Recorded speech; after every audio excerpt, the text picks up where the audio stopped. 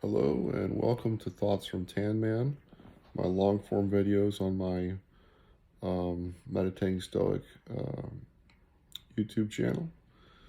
My name is Matt Lyons. I am the author and host of this channel, the creator. I think that's what these kids say these days, the creator.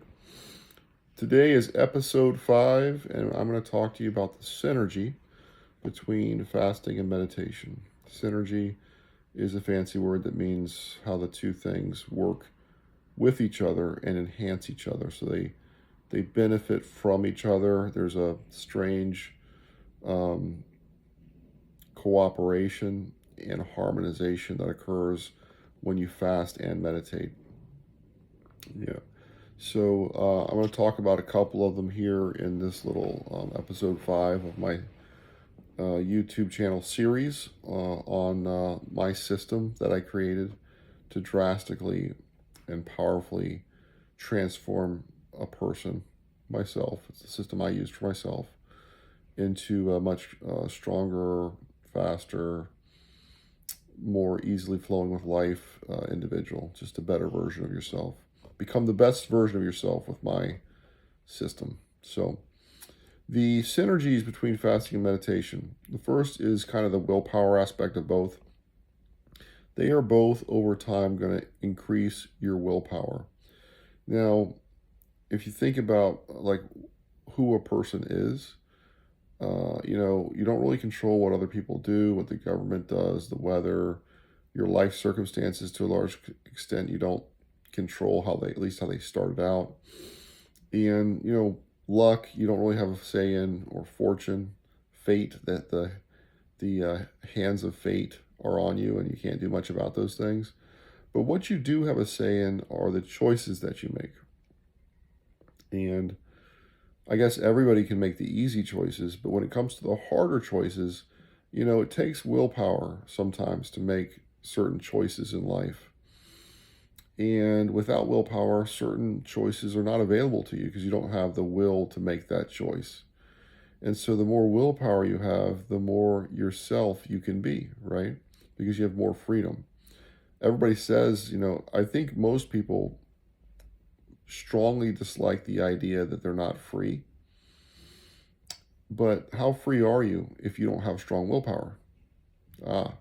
See, without strong willpower, what good is freedom anyway? Because you don't have the fortitude, you don't have the mental strength or toughness to do those things that really you could do, and that would be a stronger, greater, more true expression of yourself, of who you really are.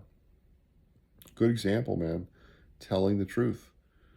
Sometimes telling the truth to yourself takes a lot of willpower. Telling the truth to others can take a lot of willpower because, sometimes it's not well received and you have to deal with a lot more difficulty, struggle from just plainly telling the truth. But I think we all understand that telling the truth to yourself and others is a foundation for a radiant being. And we're all radiant beings underneath the layers and layers of crud that we put on ourselves by not doing the right thing that we should be doing. And so willpower, there's nothing that's more important, I think, than increasing willpower over time and having as much as you possibly can, because willpower to me is a direct equivalent to freedom in my life. The more willpower I have, the more freedom I have. Wait, it looks like I'm drowning. Okay, maybe I should do this. The more willpower I have, the more freedom I have. The more willpower I have, the more I can push things out of my way and have more freedom in my life to make the decisions that are important to me. So in fasting, of course, you build willpower as your body says, I'm hungry, you need to eat, let's eat. And you say, no, it's not my time right now. I will eat when I decide to eat, which is at the appointed hour that I break my fast. Every time you have one of those little fights with your internal system and you win, you're increasing your willpower. And that makes you stronger in willpower over time. Similarly, during meditation, one of the things you do is you have these thoughts come in that try to hijack your system and lead you off with this thought, I need to do my laundry, but I can't do that because I got to go to the store to get the detergent. And last time I went to the store, there was a problem there. So I don't want to go to the store right now, or the car has an issue. I don't want to walk. Like all this whole chain of thoughts. And they want to It's so easy to just go with those, just go right down on the, it's called a train of thought for a reason, right? It's called a train of thought. So you're on this train and you can't get off this train. Let me off this train of thought. And of course, meditation, as soon as you realize you're on the train of thought, you focus right back on your meditation point, whether it's your breathing, your mantra, whatever the focus of your meditation is. Once you realize oh no, I've gotten on a train of thought. No, I'm going to let that train go, and I'm going to come right back to my mantra. And so that also increases willpower over time. And there's an amazing synergy between fasting and meditation where you significantly increase the amount of willpower you have, which directly translates into you being in more control of how you express yourself in this world, and really what could be more valuable. The second thing I like, it's not really a synergy between these things, it's a similarity. And that is, you really can't take these things away from a person. For example, you could probably take my truck away from me. You could take my clothes away from me. You could throw me in prison. You could confine me to house arrest. You could sentence me to all sorts of stuff. You could have a judgment entered against me for a bunch of money and take all my possessions. Like, there's a lot of things that could happen to me, but it would be pretty hard for someone to stop me from meditating and from fasting. I guess I could be force fed. So fasting, I'm not going to have 100% absolute control over fasting. I could be force fed. But meditation, man, I mean, I guess you could inject me with drugs to where I just didn't have the concentration power to meditate. I guess that's possible. But like, just within normal balance of reality, like if you threw me in prison, I can fast and meditate. You can't stop that practice. I can do that every day. Nothing you can do about it. You might not even be aware that I'm meditating because I can meditate with my eyes open. There's a million things I can do. You can torture me and I can meditate during the torture. I can also fast during the torture, unless of course you force fed me. So I like the power of my meditation and fasting practice being beyond the reach of others. It's solely within, my domain. So I like that. And there's a Stoic reason. We're going to get into Stoicism in a later episode.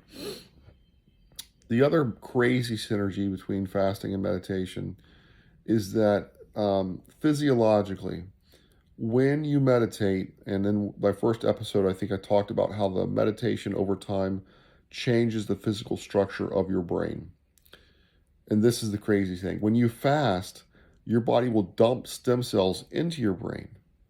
When you do them together, your body has extra stem cells to do the rewiring work that it wants to do. So as it's making these physical changes to your brain, you're dumping stem cells into your brain from the fasting, and the changes are more dramatic and faster. Now, when you combine my Stoic philosophy, it's not mine, it's, let me back up. When you combine Stoic philosophy, as I will describe to you, along with some other things like Buddhism and basic psychological principles, when you combine that mix of good thinking, thoughts, good beliefs into your life at the same time that you're fasting and meditating to rewire your brain, guess what? You're rewiring your brain with state-of-the-art, sleek, amazing software to go with the brand new hardware. Okay? Talk about upgrading your entire life. I mean, it all starts here, man. Here, what you believe here in this space, and to a lesser extent here, but I mean that'll be part of it too. We'll get there eventually. But like, that's everything. That really is everything. That's going to dictate everything in your life. And so, the crazy synergy between fasting and meditation is that you dump in stem cells in your brain at the same time that you're physically changing the structure of your brain. And then when you add in the third leg of my stool, which essentially is clean thinking, I call it Stoicism, but it's really clean thinking. Man, wow, you are off to the races. And so that'll be my next chapter. This is chapter 5. Chapter 6 is going to be an introduction to Stoic thinking and kind of some additional principles of psychology and Buddhism. Of course, I might save Buddhism for another chapter because it's, obviously it's a lot there. The thinking, the idea structures of the clean thinking, that's going to be the next chapter. It might be it might be even 2 or 3 chapters worth of stuff. So I hope you guys enjoyed this little talk on some of the synergies between fasting and meditation. Until next time, be peaceful and try to do the best you can with what you got.